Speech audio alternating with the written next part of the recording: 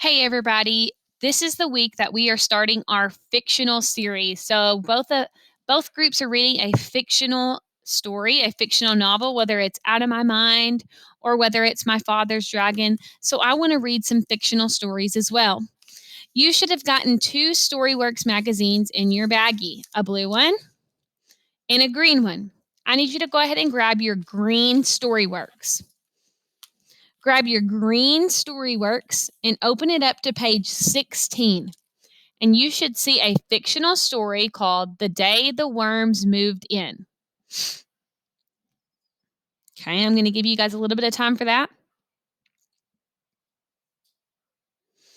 At the end of this story, I'm going to push out a plot mountain because we talked about that a little bit with our literature circles with Wonder and Because of Winn-Dixie, but we're also going to be talking about that with Out of My Mind and My Father's Dragon.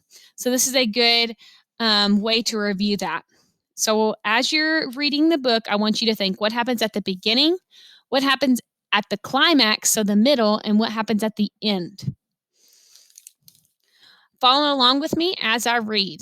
The day the worms moved in. Nothing scares Maddie more than worms. Will she be able to deal with 1,500 of these creepy creatures in her house? Think and read. So it's talking about plot. So I just told you that we're going to do a plot mountain with it. All right, following along, here we go. Worms. You're going to raise worms in the garage? Yes, Maddie, Mom nods and asks me to pass the cheese. Cool, says my older brother Carter as he spins spaghetti around his fork. Cool is not the word I would use. Some people have a fear of flying or freak out at the sight of blood. With me, seeing even a single worm makes me, well, imagine being in the path of an oncoming train. That's the feeling I get when I see a worm. Total panic. I have a huge worm phobia, but it's a secret. You know how brothers and other kids are? Once they find out your weaknesses, you're done for. So I'm not about to say anything now. I'm going to use the worms in a composting bin. Mom continues. It's a special type of box for composting. What's composting? I ask. It's a way to recycle. The worms will eat our leftover food and leave worm poop, Mom explains. Then we'll add it to our garden to help plants grow. Ew. I can't believe my mom is talking about worm poop at the dinner table.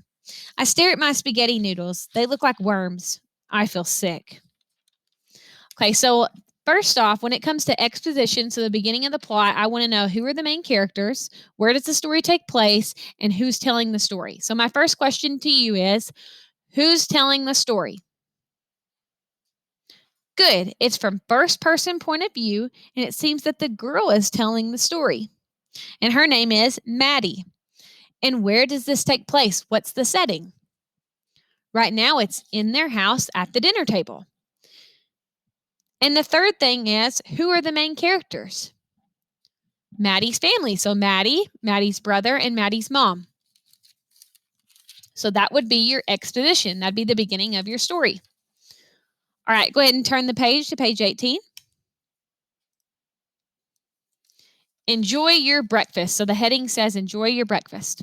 The worms arrived 3 days ago, all 1,500 of them. When Mom opened the box, she held up a few and called them beauties. Beauties. By the way my mom is acting around the worms, you'd think they were our pets. The worm-filled box stayed in the living room while Mom prepared their new home. Mom explained that she couldn't just dump the worms into the composting bin. She had to prepare it first and make sure the temperature was just right. Now she was all excited because we're about to use the composting bin for the first time. The entire family marched out to the garage after breakfast. The bin itself is a wooden box with a mesh lid. It sits on top of 2 racks.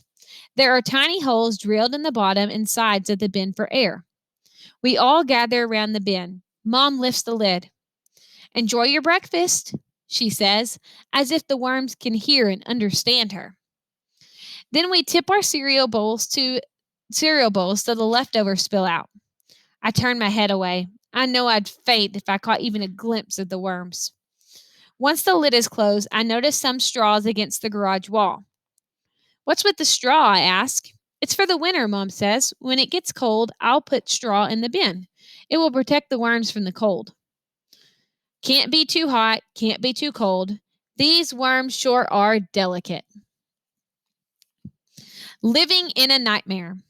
2 months later, I'm still creeped out. You'd think I'd get used to the idea of worms in the garage by now.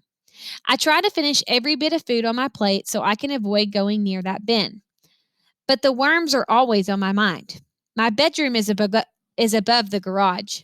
Sometimes I lie awake in the middle of the night. I worry that the floor will collapse and I'll fall into a pile of worms, or I'll suddenly feel slimy and gross for no reason at all. Sharing my home with those things is like living in a nightmare.